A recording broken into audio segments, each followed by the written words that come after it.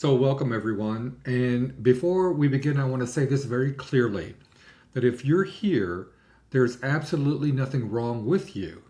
You're not broken, you are not defective, and you are not too much. What you are is unprotected, right? You're unprotected.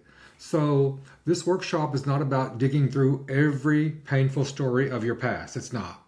But it is about understanding what happened and why it happened, and most importantly, what comes next. So, let me be really clear. This is not therapy. And one of the biggest lies that we're taught is that your empathy is a problem, and it is not. So, empathy is really a spiritual and energetic capacity, and it requires training. So, imagine if you were given a Ferrari with no lessons, nothing about how the brakes work, how to shift gears or anything, and you're being told that you're reckless when you crash the Ferrari. Well, that's what's happening to many of you, or what's already happened, is that you begin replacing that shame for understanding and confusion with skill. So, what we need to look at is what are we talking about when we say wounded empath? So, the wounded empath is not someone who feels too much, right? The wounded empath is someone, and again, speaking from experience, and many of you know this, but you feel this. A wounded empath is someone who was emotionally perceptive very early on, but you lacked protection and guidance.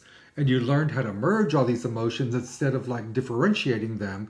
And your survival, you didn't know how to survive all of that.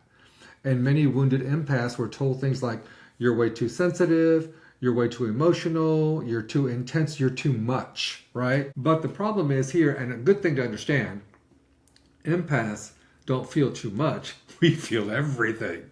So we really must learn how to differentiate, right? To bring our awareness into our body. And just notice your breath, notice the space that your body occupies, and then simply ask yourself quietly, what are the sensations that belong to me right now?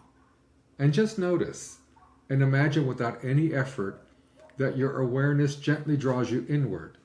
So it's like you're gathering loose threads back into your body. What is mine? What belongs to me? You're not pushing anything away. You're simply coming home to yourself. What belongs to me?